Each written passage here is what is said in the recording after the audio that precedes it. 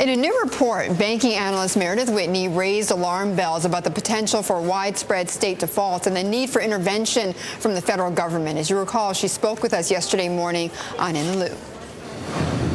Legally, taxpayers are required to make up for any shortfall in pension funds. Right. And legally, well, everyone's going to be required to pay higher taxes because that's where we're going.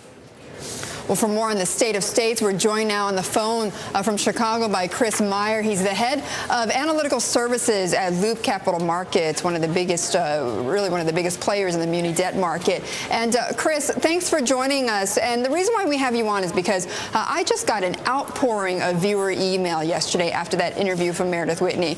Some comments not so nice that I'm not going to share really with a wider audience, but others saying, look, she's right. However, we've already seen in some ways the U.S. Treasury indicate that they are going to indicate that there could be federal intervention if it came to that point. So anyway, there's a lot of debate, no less, and I know you've got your own strong opinions about this. Absolutely. Okay, so tell us, why do you think Meredith Whitney is wrong? Well, and by the way, I just want to clarify that nobody outside of her clients, by the way, has seen this report.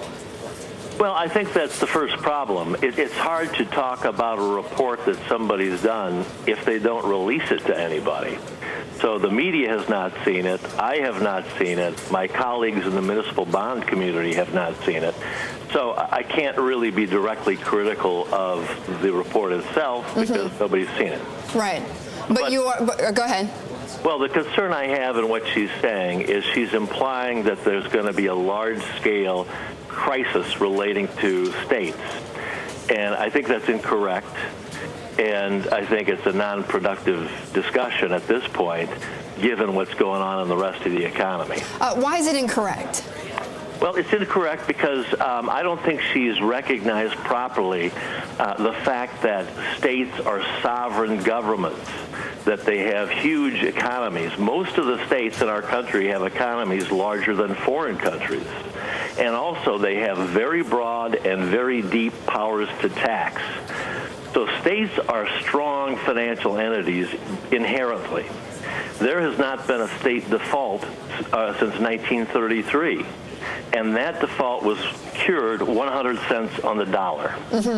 So the idea that we're going to have this massive problem in the states that's going to lead to all kinds of upheaval, I think, is an exaggeration. Right, and we actually asked her that, and she did counter and say, look, in her analysis, her 2-year exhaustive analysis, she did factor in the fact, as you just say, that these are huge sovereign entities, that they have deep taxing authority, and yet she still came up with that conclusion that a bailout is likely going to be necessary by the federal government within the next 12 months, probably close to $1 trillion or more.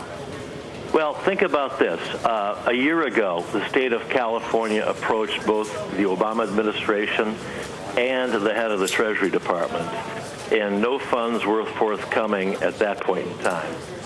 I don't think you can categorically rule it out broadly. Certainly it's possible. But I think the odds of it are very, very low.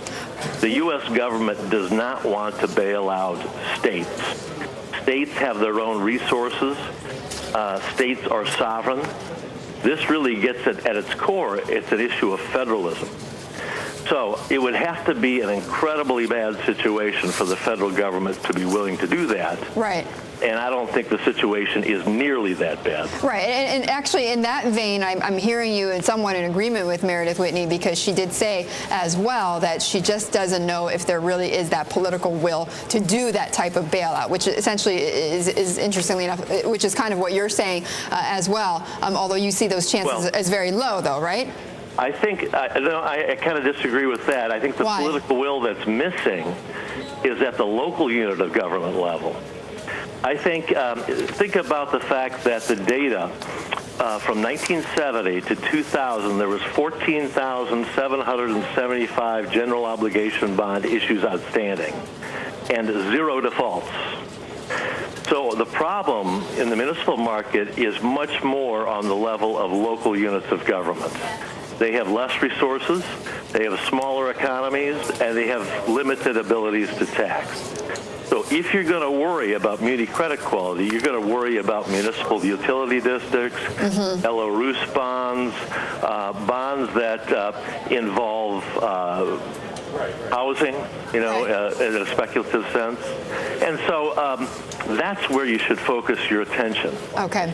And that's where the political will has to be, because unfortunately for some of these units, they have to both cut expenditures and raise taxes. Okay, so the political will coming from the bottom, not so much from Washington. Chris, thank you. Appreciate you coming on to respond, and you are likely expressing some of the views of several people who have watched that interview. Chris Mier of Loop Capital in Chicago talking about the state of the states.